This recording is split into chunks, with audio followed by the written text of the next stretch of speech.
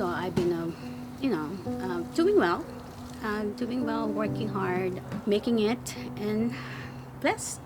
Blessed with my everyday lives. Our everyday lives has been great until the COVID-19 happened. I've been doing my part as a citizen, paying my tax, working, and I must say it's been a blessed year for us until this happened. Hi, my name is Lily, and I've been supported by the Community Action Partnership of Orange County.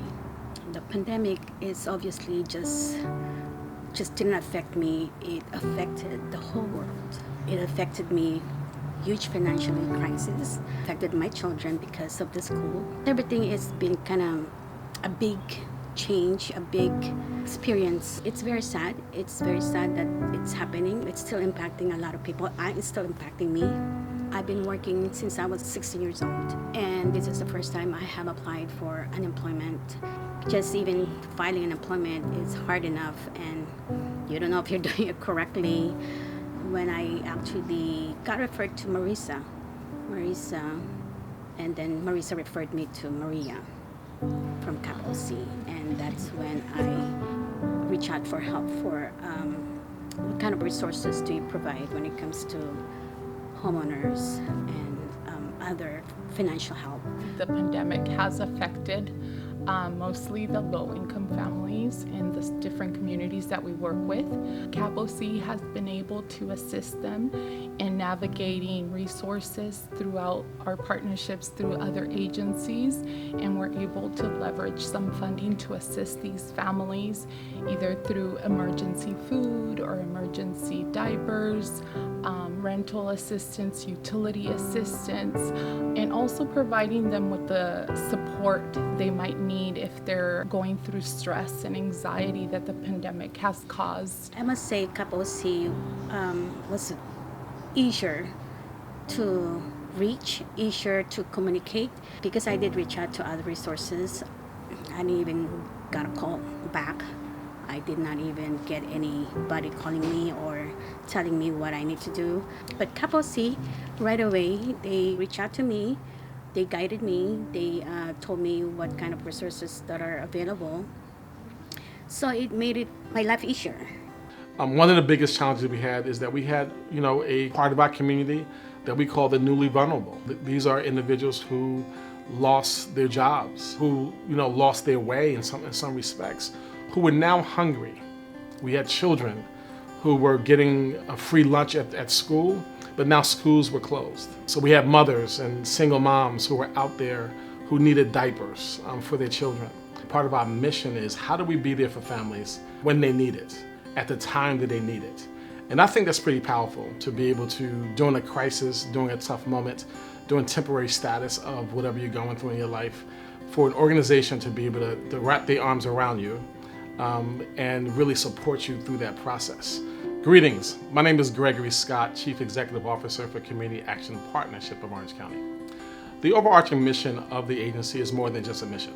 I consider it a movement that started during the Civil Rights Movement, a call to action to the presidency of Lyndon Johnson to eradicate poverty throughout the country. We saw a great disparity among many communities in this country, and this was the response during that time period. We never imagined that we would distribute that quantity of food that we did during COVID. 2019 had been a record year for us. During 2019, we distributed 23 million pounds of food. We thought that was a huge effort. And then during COVID in 2020, we distributed 63 million pounds of food. I've been with the food bank for over 30 years, and if you'd asked me if we had the capacity, the room, the equipment, the staff to be able to do that, I would have said it was impossible. But our team band together with a lot of community support, and we're able to respond to the needs of the community during the COVID crisis. My name is Mark Lowry. I work for the Orange County Food Bank, a program of the Community Action Partnership of Orange County. Every aspect of the operation of the food bank had to change during the COVID response. Where we received our food, how we distributed that food, and how we engaged volunteers in helping distribute that food. There were not large groups of volunteers that were able to come in during COVID, so we tapped into resources like the California Conservation Corps and the National Guard to provide labor to perform our work during COVID. There was no surplus food available during COVID. The food supply in America was greatly strained. So we had to rely largely on generous donors who donated dollars for us to be able to purchase food. We had to distribute food in a way that was safe and minimized any sort of human contact. So the drive-through food distribution with long lines of cars waiting to receive boxes of food became the necessary model during COVID.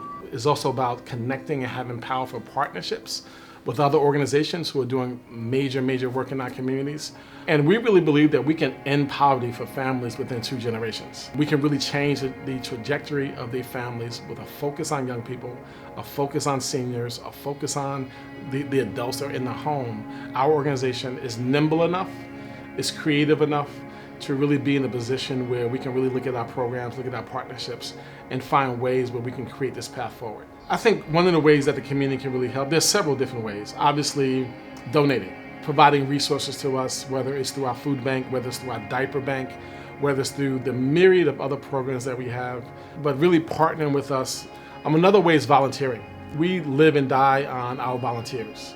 And so what's magical about our organization, people can really be on the ground with us, on the ground level, at the grassroots level, and really get involved in the work that we're doing and see how lives are being shaped and see how lives are being transformed through the hard work and sweat equity of volunteers. My hope for the holiday season, and this is coming from my heart, it's not just for me,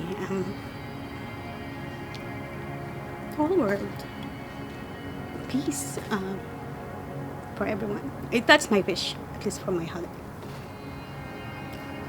And I really mean that, because I see people struggling. I see people not having enough.